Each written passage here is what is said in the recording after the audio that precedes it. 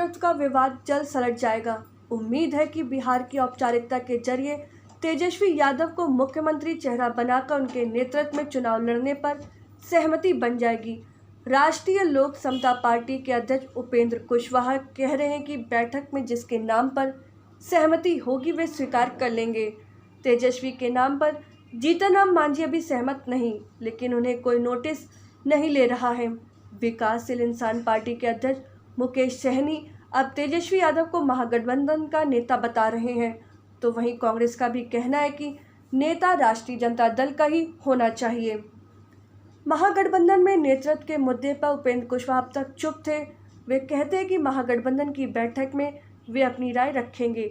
अगर उनकी राय खारिज हो गई तो उस हालात में भी सहयोगी दलों के फैसले को स्वीकार कर लेंगे। एक अन्य घटक वीआईपी के अध्यक्ष मुकेश सहनी कुछ दिनों तक मांझी के संपर्क में रहने के बाद अब आरजेडी के साथ आ गए हैं। उन्होंने तेजस्वी यादव को महागठबंधन का नेता बताना शुरू कर दिया है। जहां तक कांग्रेस का सवाल है, वह पंचायत करने के मूड में थी, लेकिन उसके रुख में भी बदलाव आया है। कांग्रेस के एक हिस्से का तर्क था कि बेशक आरजेडी बड़ा दल है और उसका नेता होना भी चाहिए, लेकिन नेतृत्व की जवाबदेही किसी बुजुर्ग और परिपक्व चेहरे को दिया जाए। तेजस्वी नौजवान है, उनका भविष्य है, उन्हें 5 साल इंतजार करना चाहिए।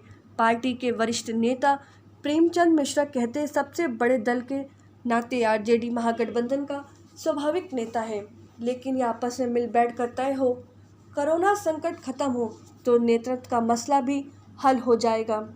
मालूम हो कि महागठबंधन के दलों में नेतृत्व के सवाल पर लंबे समय से तकरार जारी है। पूर्व मुख्यमंत्री जीतन राम मांझी इसी सवाल पर बिदके हुए हैं।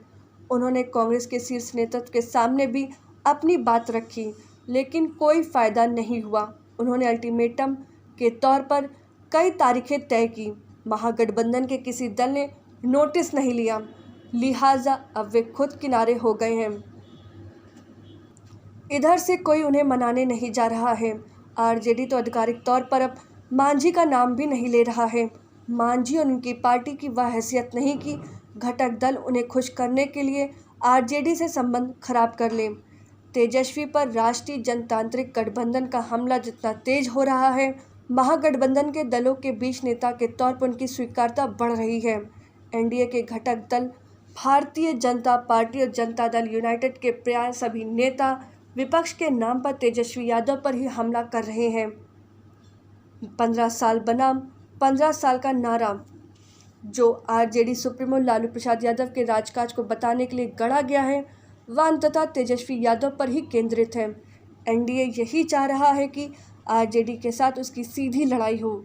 उसकी रणनीति लड़ाई को आमने सामने रखने की है।